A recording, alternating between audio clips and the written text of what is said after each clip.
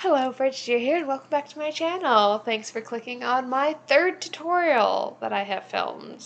Because I was trying to be a good bean and get a bunch of them filmed together so I would not forget. Because honestly, I keep forgetting to do this art tutorial series. So hi, you made it on number 3 that I remembered to do. This one is on bodies, essentially doing proportioning mostly, not really on different styles of bodies because there are a lot out there. And if you want me to make more detailed ones of specific body types and stuff like that, you can leave that down below. I just thought it'd be way too much and way too hard to do to try to be inclusive to absolutely everyone because bodies, I think, well, for me personally, I love doing them. They're a lot of fun because of the variety in them. But enough with that. We're just going to jump right into the tutorial. Okay. So, as we said before, we're going to be working on body proportions this time. Now, this one is super subjective.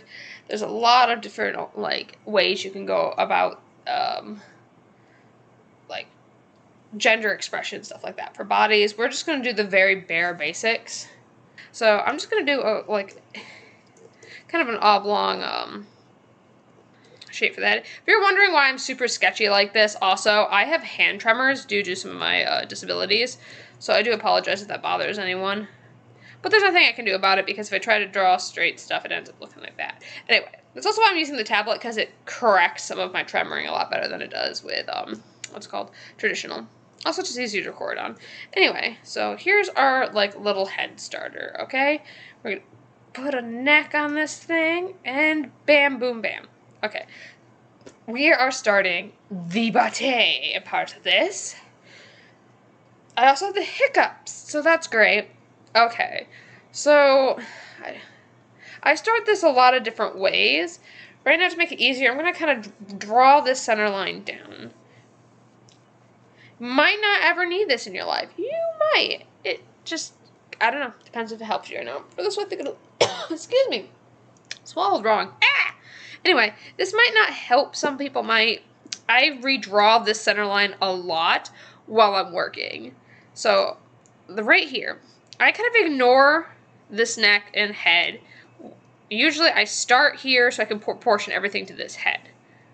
And usually I'll have the face on it already too, so that the head's proportionate to the face.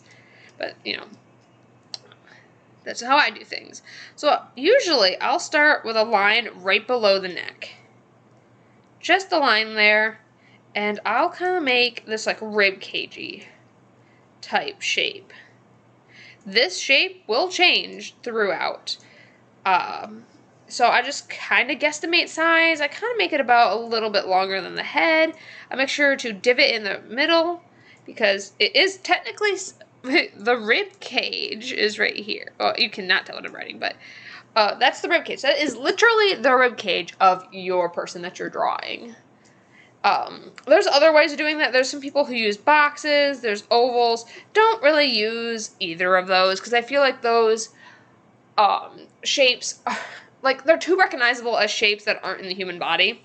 If that's the way you do it and it works for you, good for you. But I'm just saying that I found them harder to work with in the long run. Because there is a way of doing it that I've seen growing up where you do everything with ovals. And that actually makes things harder. And I've seen other ones that use boxes for the torso and stuff like that. And I've never found it easier. You can look them up and try it if you'd like. But yeah, I just do the rib cage here. Sometimes I'll put a little center line on that. Just to kind of draw things. But you don't have to. It just makes it easier if I'm putting in any kind of chest. So if I'm doing boobs or if I'm doing pecs or anything like that, it helps line up where things should be on there. Then I'll kind of go like this. So I go from the bottom of the neck. Let's get a little closer here, okay? So technically right here, your neck doesn't go straight into shoulder, essentially. If you heard that thump, my cat just fell out of the closet. So your shoulder doesn't go straight from there, essentially. You actually have, I forgot what this is right here, but there's the bottom of your neck, then you have another little part there that connects your neck into your shoulder. I'll probably like have it on the screen what that part's called. If I don't, I was too lazy to do it because it doesn't really matter right now. But yeah, it's like a little part where your collarbone would be like right there. Because technically this is what this line is. I forgot to tell you. This line is your collarbone. So it's so here's your neck. Here's that little piece that connects your neck to your collarbone. And then here's your shoulder kind of divoting out from there. I'm hoping that makes sense. Usually I'll just cap off the shoulder right there.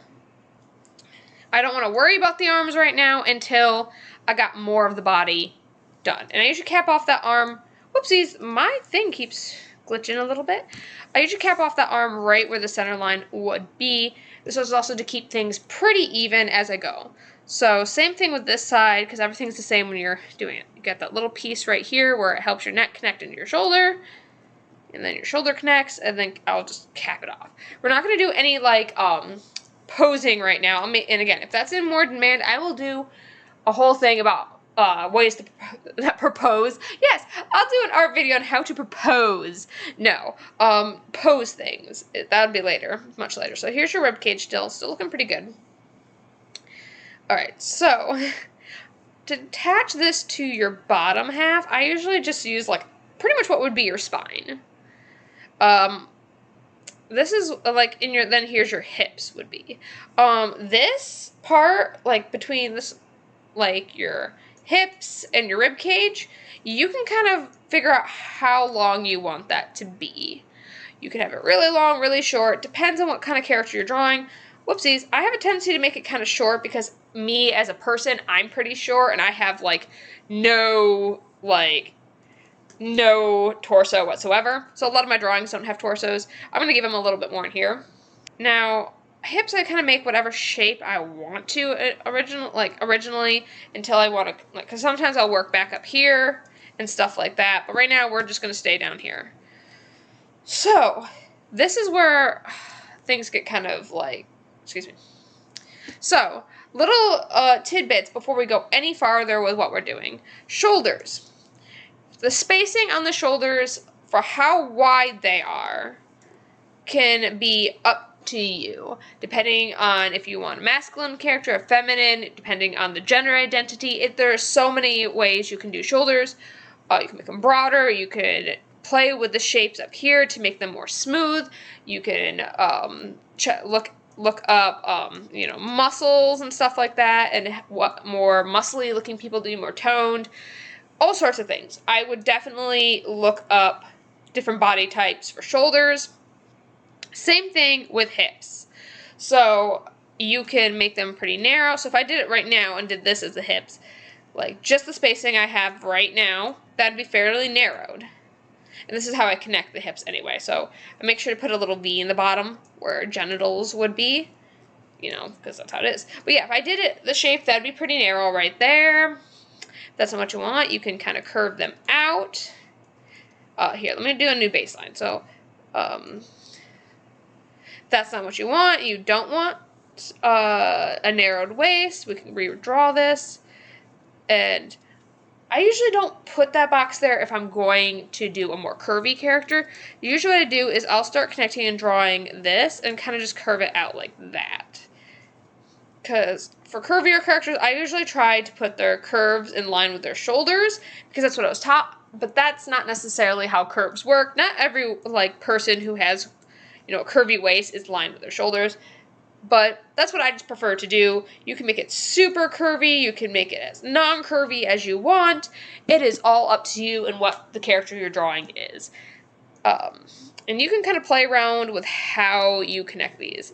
So, this is another way I've seen people kind of connect the two. And I'm going to use this curvy form right now since it's on here. But you also make an underwear shape. That also has helped me. I really like to do that as I'm working. Even if I already have put this line there, I still work in this because it also really helps to see where your genitals are and where your legs should attach. But yeah, we're going to keep, I'm not going to erase this.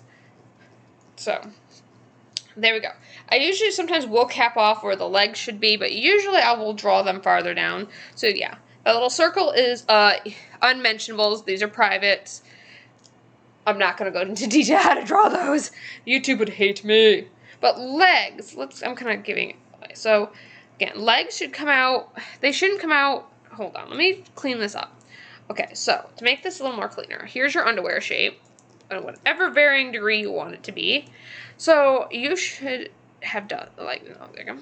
There, the underwear shape. So see where it kind of just pokes out here? That's kind of where your hip bone is. Your hip bone kind of goes like this. There's a circle there. But yeah, it bumps out. So that's where the bump out is. And your legs kind of, oh, God. And your legs attach, that's where your leg would attach, and the rest of your leg would come out here. Gosh, I did not know this much about anatomy. Woo, I feel a little scholarly. So that's where the top of your leg should start, and just kind of curve it down. And even if you're like, you know, you're working with somebody that's thinner or wider or whatever, it will work for them. This person's just apparently that I'm drawing is really curvy, like my usual stuff. But yeah, I kind of just curve this, and I use this where their genitals are, and draw straight down where the middle of the leg should be. And I'll just keep drawing down until this line connects into here. Kind of curve it in. And that is your thighs. Ta-da! That's thighs. Again, you can place... Oh my gosh. Okay. So you can kind of play with how tall they are, how short they are. You can play around with that. The only thing I would have to tell people is kind of base things off the torso as well, because if you have, like, try to play with proportions based on the torso is what I'm trying to say. So if you have a really short torso and, like, super mega, like, super long legs, it might look a little weird, and if that's what you were going for, that's fine, but, like, I'm talking about, like, I'm not saying, like, here, let me do it. So here's, like, a really short torso, but if you have legs that are like this, like super, super long, it's going to look a little weird, unless that's what you're going for, because I know some fashion artists do that, but if that's not what you're going for, maybe stay away from really, really weird proportions. Same thing with really long torsos. I see this happen a lot, is really long torsos and really short legs. If that's what you're going for, great, but if that's not, kind of stay away from that. Hope that makes sense. Okay. And I'm going to kind of go into how to make sure weird, like super weird proportioning does not happen when you don't want it to happen. So that's why I capped off the knees here and capped off the arms here. So we're going to go back actually up to the arms before we go to the bottom of the legs. So arms, we have, like, you know how you have the top of your arm and then the bottom of your arm. They're not a straight line. Again, some cartoon people do straight lines. We're not going to that right now. Again, that is stylization, and we're not going for that right now. So, top of the arm. We're going to go down, and I'm going to cap it off again. And I'm going to explain why in a second. Okay, so we're going to do it on both sides. One arm's apparently slightly out than the other. I'm just going to go with it. But as you can see, I cap the arms off at the waist. And that's also kind of why I went for a curvier person, so you can see this a little better. But you cap the arms off the waist. Right there. That's the top of the arm. There's the shoulder, there's the whole top of the arm right there. And this kind of keeps your arms from being too long. I had this major problem when I was a child where I would just make super, super long arms, and I wasn't understanding why they were doing that. This is a good way to use your own art to proportion yourself without having to go into, because I know like some art books and stuff like that being like, this is like 2 inches here, and this should be this amount of inches from no. This is just a way to how to use your own art to proportion. And then for your lower arms, they start right at the bottom, but you kind of curve them out if you're going for a more realistic thing. And I'm just going to cap them again. Now, I try to cap them about at genital height, or private. I don't know if they're going to really go after me. I'm going to put this arm slightly behind so I can get some. But yeah, you kind of make it go out and then back in where the wrist should be. And again, about genital height. I mean, you can play with around it a little bit, because not everyone's proportions are, you know, this strict, but it helps a lot. And then I kind of put a little hand here, like when I'm sketching, I just do hands like this, because I freaking hate hands. Anyone who's seen my art, you know my hands are just bad. But that hand should be about mid-thigh. If that, again, that's helped me a lot to keep my arms from being super mega long arms. So mid-thigh, and whatever mid-thigh is on yours, it might be different. This other hand's slightly behind. There we go. Now we're going to go back to the leg. So now we know that this is mid-thigh. This is about knees. This is where your knees should be.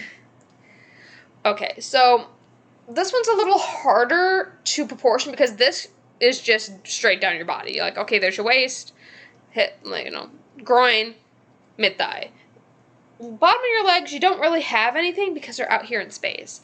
So my main thing for the bottom of your legs is they should be about the same length as the top of your legs. Or if it even helps, they should be about the same as your arms. So this should be about, like, okay, sorry, that was way too high. Here, I'll use this side. This should be very similar to this. Not exact. It doesn't have to be. Like, obviously, these two things do not match very well in what I have. So technically, if I shortened it, it would work a little better. But again, not an exact science. But they should be very similar. This one shouldn't be super much longer. And actually, I'm indicating that this is the wrong spot. There we go. That's a little closer. But these two things should be pretty similar as to this. So this bottom part of your arm should be about the same as where your bottom of your calf's arm. We're going to do the same kind of shape. We're going to go out, back in. Out, back in.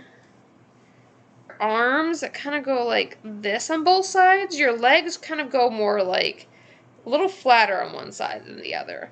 I'd really suggest looking at other people's art and anatomy books and stuff like that to get more of a solid feel about how bottom of the legs should look. If you're doing some weird proportion, because mine's a bit of a weird proportion, the top of the legs should be about the same as the bottom, the bottom of the legs should be about the same as the top of the legs. Not all the time, but sometimes, again, like I said, they kind of line up with your arms, but don't have to because, you know, everything's subjective. Let's get rid of some of this. And then feet. For front-facing feet, while I'm sketching, I just kind of do this. And there we go. Kind of make sure they're on level. Okay, so that's how I do proportioning. This person's a little tall for, you know, where the arms and stuff are, because I exaggerated a bit. But it works. And then you can kind of thin down. You can play with shapes more. You can redefine things a lot better. This is a more, like, curvier person. Somebody who has more hips. You can do somebody, like I said, that's more narrow. The only other thing I can think of that you that might have to try a little bit, play with a little bit, is if your character has any type of breasts up here. That's kind of what that center line is for. I usually kind of like play with it like this. Hold on, let me just kind of draw this in. Center line would be kind of where the nips are. So if we go like that, that would be kind of where nipples are. You can play with chest sizes and stuff like that. Same thing with down here. I'm not going to go too much into detail about that because YouTube will hate me. But you can play with all sorts of like shapes and sizes down there too. Alright, thank you for watching. If you have any suggestions down below of what you would like to see next in my series, go right ahead. I'm willing to do not anything, but like willing to try to make any part of art a little more understandable. I am thinking of doing a few traditional ones if I do color ones, because I'm not a digital artist and I don't color very well on digital. So I'm trying to think of ways to add more traditional art into this without it requiring a lot of setup. So if you have any suggestions for that, please leave that down below. And with that, I'll let you all go. Have a nice day. Yeah. I forgot to say my stay, stay safe, stay as healthy as you can, but yeah, I think that's all implied at this point. Yeah. Do the whole, you know, like, subscribe, sell your firstborn to, you know, the first gnome you see, that kind of stuff. Yay.